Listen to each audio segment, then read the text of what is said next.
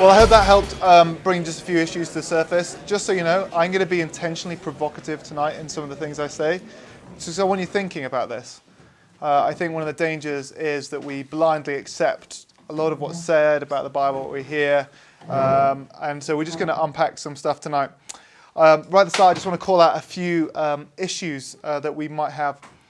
This is not always an easy book to understand or even get along with. Even if we do understand it, it doesn't always make it easy to get along with, and that's okay. I want to offer this. Having struggles with the Bible doesn't make you a bad Christian. It just means you're not dead yet. Okay?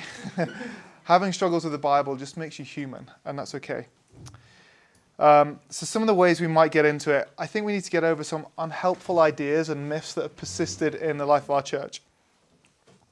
So firstly, this. The Bible is not all meant to be taken literally. And what I mean is that it's not meant to be taken in the sense that everything is given at face value. That's not what it means. That's not a good way to read the Bible. Meaning is meant to be read for sure, but it's often observed. It's implied. It's envisioned on a very simple basis. When it talks about the trees of the field clapping their hands, that's not what we're waiting for.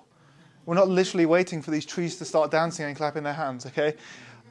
Not everything's meant to be taken at face value. The Bible does something way more powerful than that as we read into it.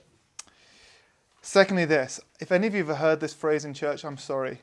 God says it, I believe it, that settles it. It's like literally the most unhelpful phrase anyone's ever going to give you about the Bible. And it can be really damaging. Because we give blanket statements to issues that are far more nuanced and grey, but we make them into black and white issues. No one church or person has a monopoly on orthodox theology. Put really simply, we're all going to get some of our theology wrong. And we have to be okay with that. We have to wrestle to get to places on issues for sure, but to think we've got it all down is just not helpful, and it's wildly arrogant. We have this idea that our interpretation must always be right on issues of politics, sexuality, marriage, worship, church style, whatever it might be. But actually, what we've got to be happy to do is go, these are our essential ideas that we believe are black and white.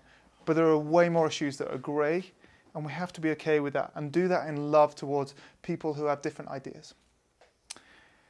It's really important we think like this because we don't just read the Bible as a text and then go and do it. There's something we miss in the middle. So the evangelical church has basically said this, you read it and you do it, and they miss out something vitally important in the middle. We have to interpret the text as we read it. We have to chew on it and nourish it and go, what is this saying? We forget, whether we like it or not, we're all interpreters of the Bible. We'll come to it with a cultural lens. We'll come to it with a 21st century mentality. We'll come to it in our generation post-Enlightenment, post-Industrial Revolution, post-sexual revolution, whatever it might be, which just gives us a different lens. Post-feminism, whatever it might be, it gives us a different lens to how we read the Bible.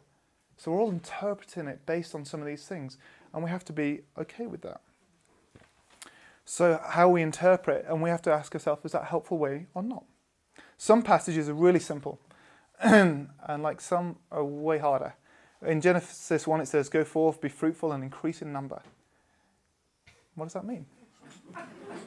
Is that for just when it was Adam and Eve in the garden, there was like two of them kicking around? And God was like, it's really boring if there's just two of you. Or is it for now when we face different issues around globalization and mass increase in population? Does that mean everyone's meant to be married? How are we meant to interpret that thing? Or slaves, obey your earthly masters. Wow, is the Bible endorsing slavery?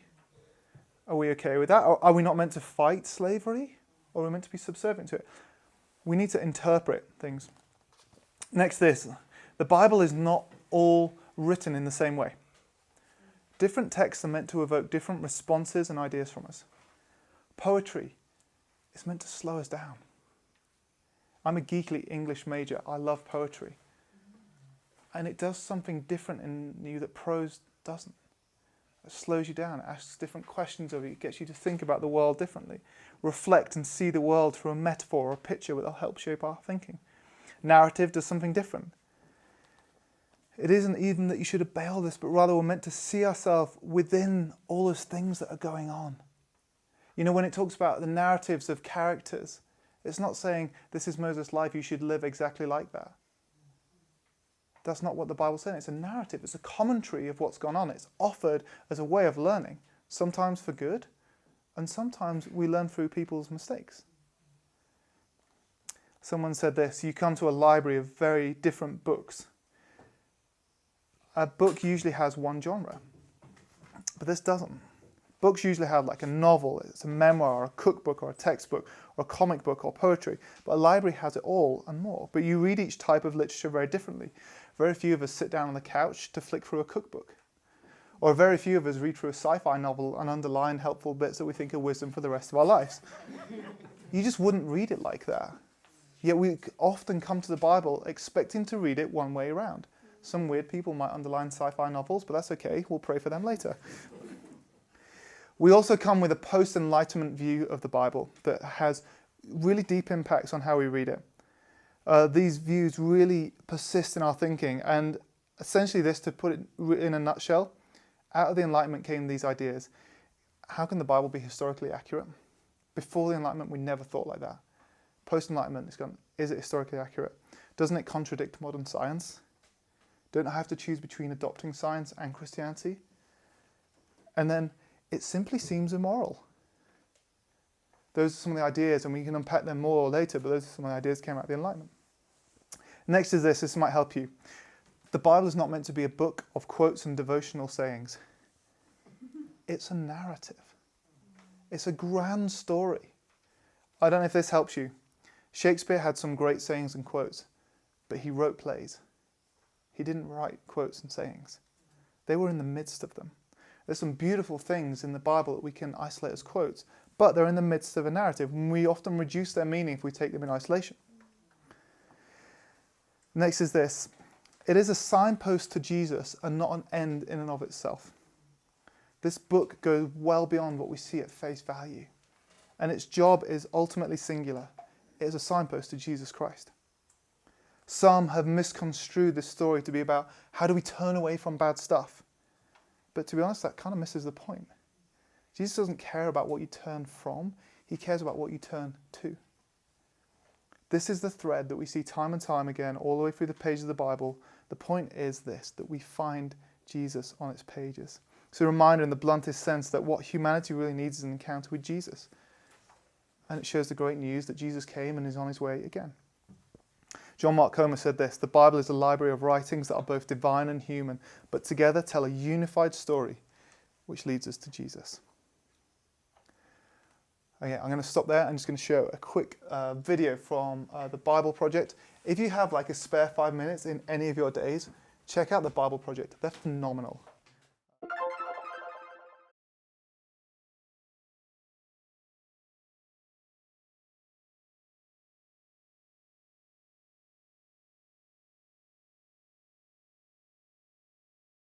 I'm going to give a few kind of helpful hints that I think might be good ways of helping us unpack the text.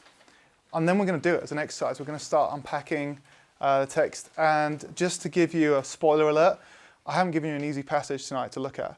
It's not like, oh yeah, Jesus comes, it's all really great. We're going to look at something where we go, wow, is that the God I believe in?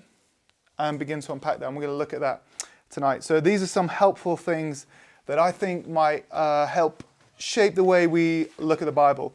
We like to think because that God really wants to speak to us, and we know that we should simply be able to pick up this book and go away and go, yeah, that's what God says. But it's just not that easy, and often not the way it works. So firstly this, as we've looked at, what kind of literature are you reading? Is Jesus teaching by just offering commands, or is he offering a parable where he uses like hyperbole to make a point? What about the poem? Is it using different words to make different images in our mind? Secondly this, consider the context of a passage. The passage we'll look at tonight is a narrative on the life of Joshua and the Israelites. It's not meant to be seen as a guide for the rest of humanity. So when Joshua is commanded to go walk around the walls with the trumpets, like, we don't take that as a good discourse for how we should do modern conflict, right? Read the text for the plain and obvious meaning.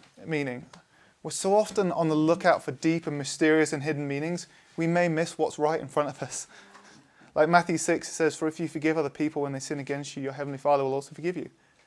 This isn't about us going, if we look at the Greek for other people, it actually means people who we really like and are friends with. And that those who want to give us money for forgiveness, those are the people we look to. No, it means forgive. And let's be honest about the plain and obvious meanings. Next is this. What did the original writer want to say? What was the point of this being written down? It was hugely expensive and time-consuming to write down stuff at the time. So why did they take the time? What compelled them to write this? And why was the Holy Spirit prompting this person to write it? Like, what was important about that? And then next, what are the things that appear inconsistent or hard to grasp? What about this text is consistent with what you know about God? And what appears to be really inconsistent about what you know about God? Like when it talks about God will supply all your needs, and we have people in our villages dying of starvation. Like, where do we make the link between that? What's going on there? Write them down. Ask questions of them. Why do you think it's like this? If you see inconsistencies, begin to ask those questions. What are other areas or passages in the Bible where it speaks of similar things? What is God saying in those passages? Perhaps that might help you build a firmer picture of what God's saying. And then this, what are the implications of the text? So, what's the meaning of the text? What are the themes of this text? How does this point me closer to Jesus? And what changes in my life because of this? What do you think God is saying to you in this passage? Is this consistent with what God says? As you dwell and listen to what God might be saying, is that consistent with what you know God says and what you know to be true about him? Or might you have just had like too much cheese or whatever and be thinking something wacky up? Is it consistent with what he wants to say? Okay, we're going to do our practice piece now. What we're going to do is, if you have your Bibles with you, or if you've got an app or anything, I'd love you to find Joshua chapter 6.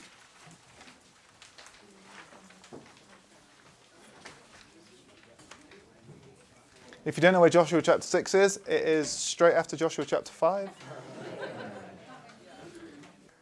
Okay, and here's what I'd like you to do. In your, so we're going to spend some time looking at this passage tonight in our groups and begin to use some of these tools that we've just looked at to read through the text and as a group ask questions of it, look at it, wrestle with it. I've been super intentional about choosing this passage. We're also guilty of offering Christianese. This is intentionally meant to be provocative and hard to look at.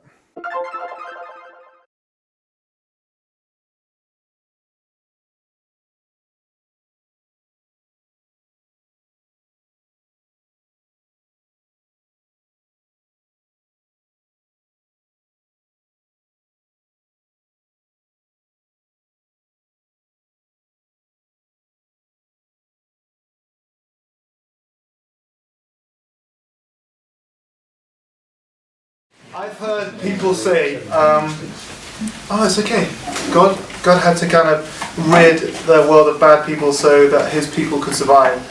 As though the fact this was in the ancient world and a long time ago makes it more palatable. I'm like, no, this is horrific. I don't know what questions you had. Here are some of my questions. Joshua, are you sure you heard right? Quite a lot to risk on this. Why is this necessary? Why is this so bloodthirsty? How come the priests in the army are so intertwined? That sounds something so alien to me. Only Rahab's and her family saved? Does that mean genocide? Why is God callous about death? Just why? And then finally, Lord, why is your fame being built on military conquests? Those are some of the questions I had. I don't know if you had any of those. Probably had way deeper ones than me. Okay, here's some of my, I think, as well as being able to unpack it in groups, being able to do some study and some history kind of can often help as well. So here are just some of the kind of bits I want to bring to your attention that might help us. Firstly this, in the ancient world when they talked about a city, it's not how we would think of a city.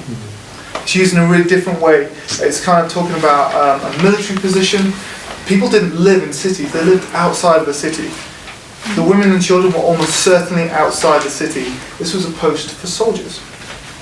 Secondly this is about, when we talk about king and fighting men, we think about kind of the heads of state, our president or whatever it might be, but it's probably better to think of it as like a military general and his soldiers.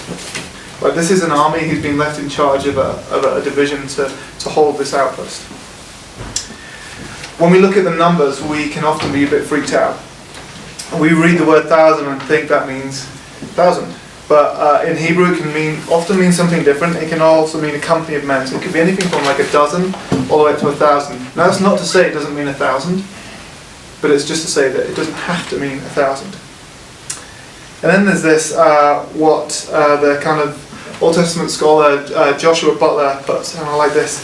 He said, there's a sense in which this is military trash talk. That's his way of putting it.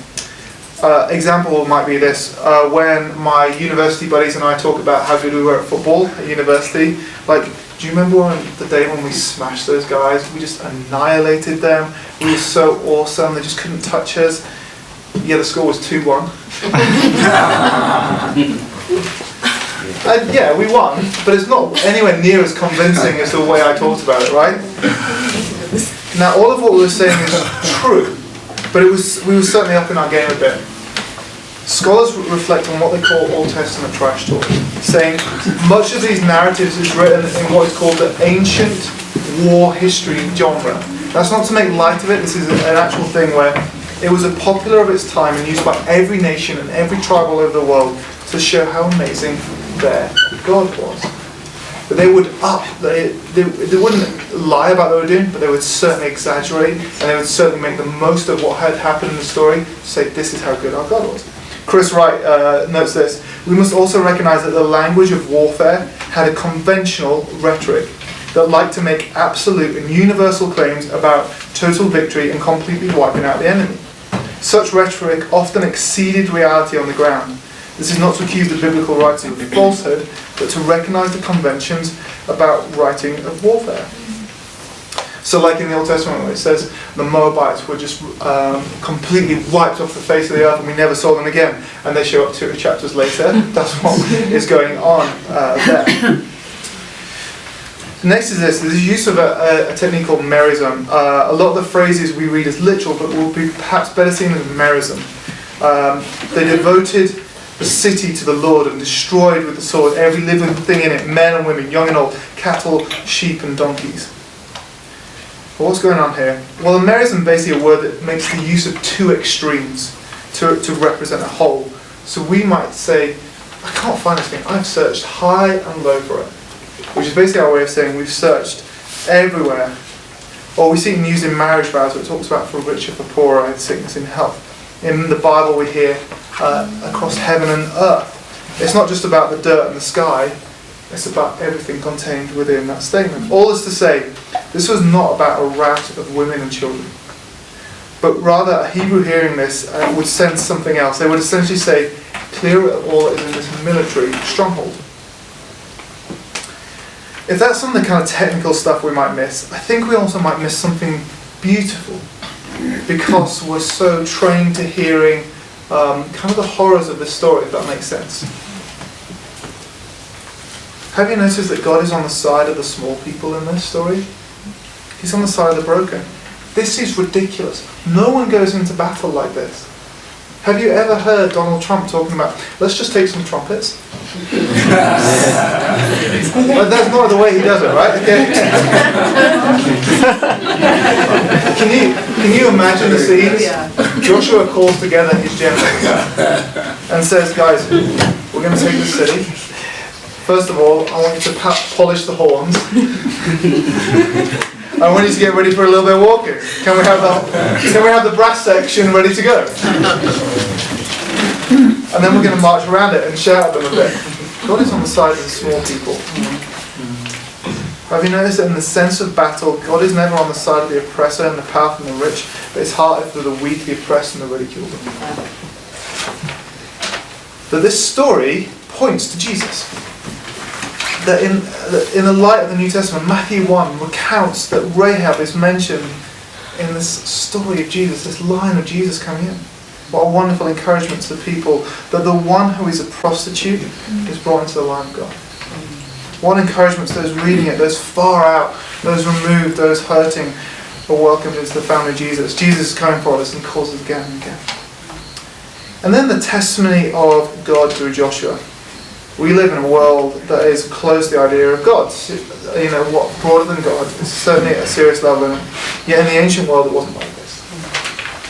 Verse 27 is not, hey, look at Joshua, isn't he great? But rather it's, isn't your God incredible that he would be able to do this?